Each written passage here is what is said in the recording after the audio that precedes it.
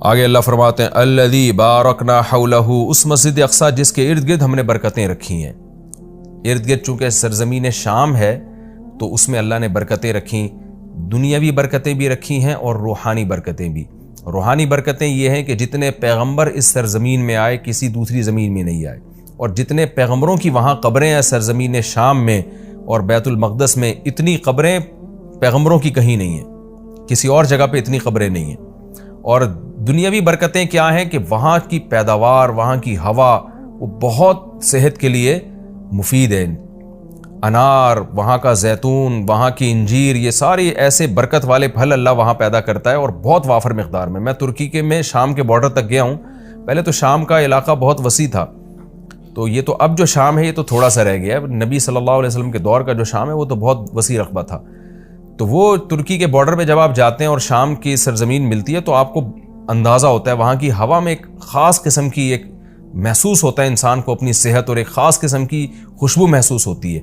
اور زیتون بہت کثرت سے پیدا ہوتا ہے، انجیر بہت کثرت سے پیدا ہوتا ہے، انار بہت کثرت سے پیدا ہوتا ہے۔ وہاں کے لوگوں کی صحتیں، ان کے چہروں کی فریشنس وہ صاف بتا رہی ہوتی ہے کہ اللہ نے زمین میں جسمانی برکتیں بھی بہت زیادہ رکھی ہیں۔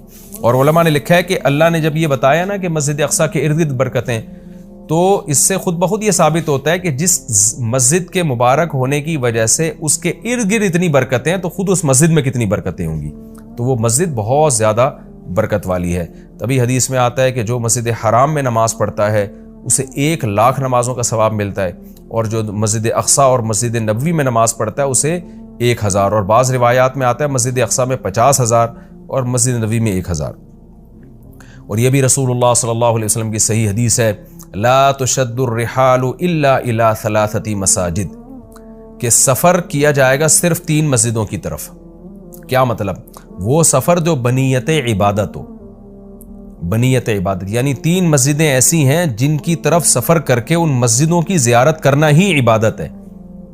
ویسے تو کوئی بھی مسجد ہو آپ ویسے دیکھنے کے لیے چلے جائیں، اس کو سفر کر کے بھی انسان جا سکتا ہے ویسے ہی دیکھنے کے لیے بھئی مسجد کیسی بنی ہے، خوبصورت ہے یا نہیں، لیکن اعلیٰ وجہ تقرب یعنی وہ سفر جو بطور عبادت کے ہوگا، ان میں صرف 3 مسجدیں ایسی ہیں جن کی طرف زیارت کے لیے سے جانا ہی بذات خود شریعت میں مقصود ہے اور ایک عبادت ہے، اور ان میں جا کے نماز پڑھنے کی اضافی بہت زیادہ فضیلت ہے۔ تو وہ 3 مسجدیں آپ نے فرمایا، ایک مسجد حرام، ایک مسجد اقصی اور ایک مسجد نبوی۔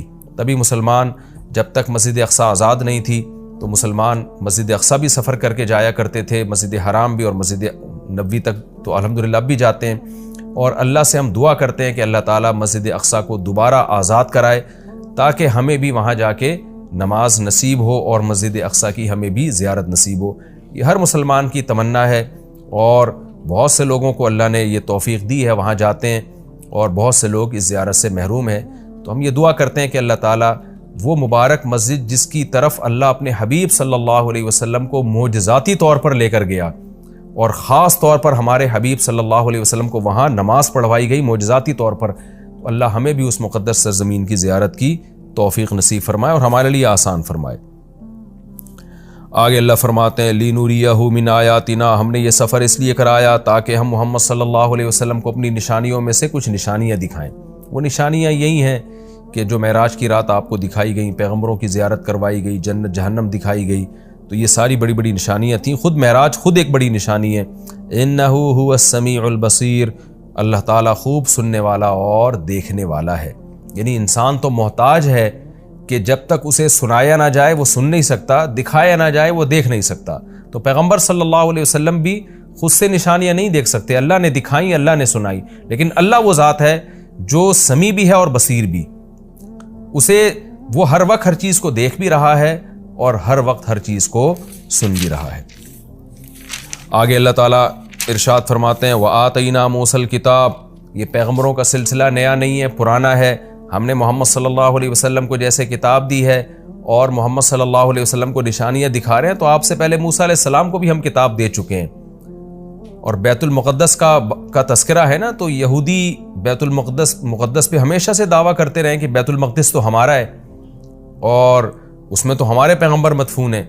تو اس کا بھی اللہ جواب دے رہے ہیں کہ ہم نے اہل یہودیوں کو کتاب دی تھی، مگر انہوں نے کتاب کا حشر کیا، تو آگے پورے رکوع میں اسی کی تفصیل ہے کہ کس طرح انہوں نے خدا کی نافرمانی کی ہے، جس کے نتیجے میں اللہ نے ان سے یہ خلافت چھینی ہے اور بیت المقدس ان سے چھینا گیا ہے، تو اسی کا تذکرہ ہے۔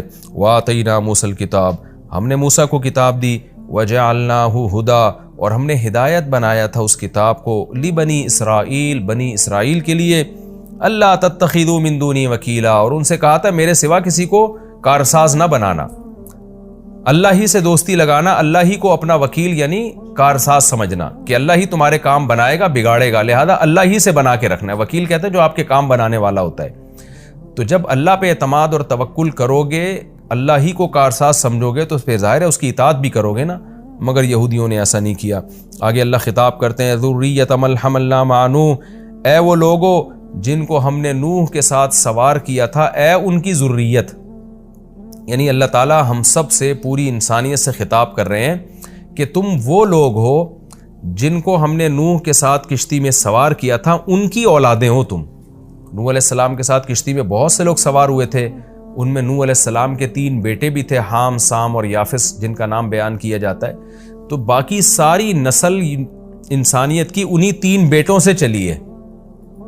تو وہ چونکہ کشتی میں نوح علیہ السلام کے ساتھ سوار تھے، اس لیے اللہ نے کہا کہ تم اے انسانوں، تم ان کی نسلیں ہو جن کو نوح علیہ السلام کے ساتھ ہم نے کشتی میں سوار کیا تھا، جو ان کے 3 بیٹے تھے۔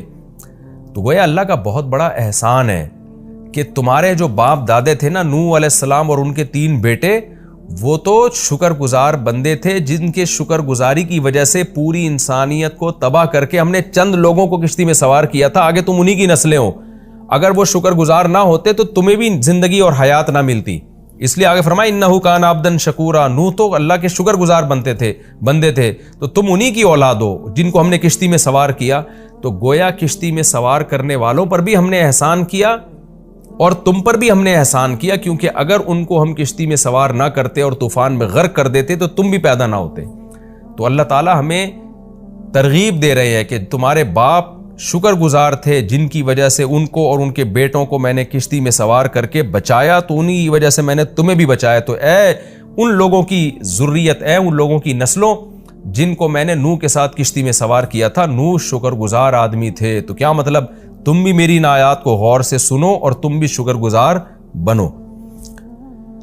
تو آگے نیا مضمون شروع ہو رہا ہے، وَقَضَيْنَا إِلَىٰ بَنِي إِسْرَائِيلَ فِي الْكِتَابِ لَتُفْسِدُنَّ فِي الْأَرْضِ مَرَّتَيْنِ۔ اس میں نیا مضمون ہے کہ ہم نے بنی اسرائیل کو بتا دیا تھا کہ تم زمین میں فساد مچاؤ گے، تم ناشکری کرو گے، جس کی وجہ سے تم پر اللہ کے عذاب آئیں گے۔ تو بنی اسرائیل نے ان باتوں پر عمل نہیں کیا جس کی وجہ سے ان پر قوم مسلط ہو کر ان کو عذاب پر اللہ کے عذاب آئیں گے۔ تو بنی اسرائیل نے ان باتوں پر عمل نہیں کیا جس کی وجہ سے ان پر قوم مسلط ہو کر ان کو عذاب